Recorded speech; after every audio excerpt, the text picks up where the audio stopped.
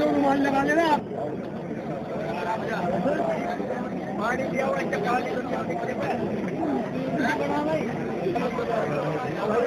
भाई साहब, भीड़ इकट्ठा करने की परमिशन लेनी पड़ा है।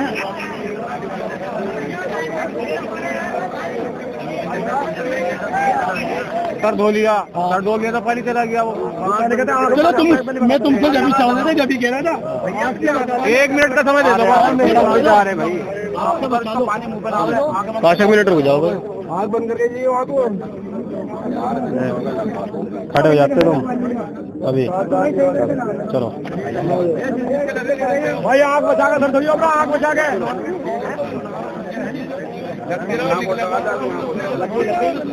अपना भी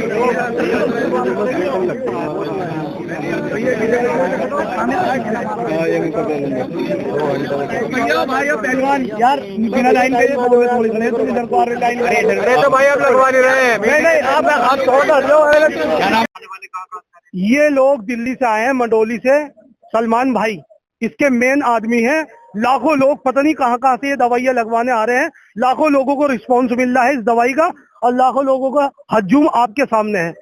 न जाने किस किस को किस तरीके से ये दवाई आराम कर रही है, या तो इसमें दुआ है। ये कोई ऐसी दवा है जो रिजल्ट इसका 8 दिन में हम लोग देख रहे हैं। इस रिजल्ट के बिना पर हमने अपने मेरठ वालों के लिए सलमान भाई से रिक्वेस्ट रखी।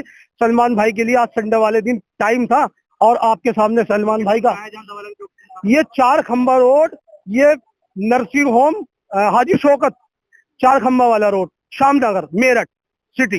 भाई मेरठ में परमिशन का मसला है, कर लिया आपने? तो कहाँ से लोग पहुंचे यार? आपका लोग तो विदेशों से भी आ रहे हैं।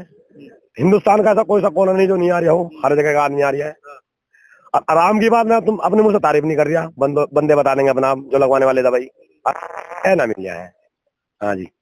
बताइए पहले कहाँ लगती थी और अब यहाँ मेरठ में कहाँ? मेरठ में लगेगी संडे, सोमवार और बृहस्पतिवार, मंगलवार, शनिवार लगेगी। अभी दिल्ली में लग रही है दवाई, अभी वही लगेगी, लगती चली आ रही है।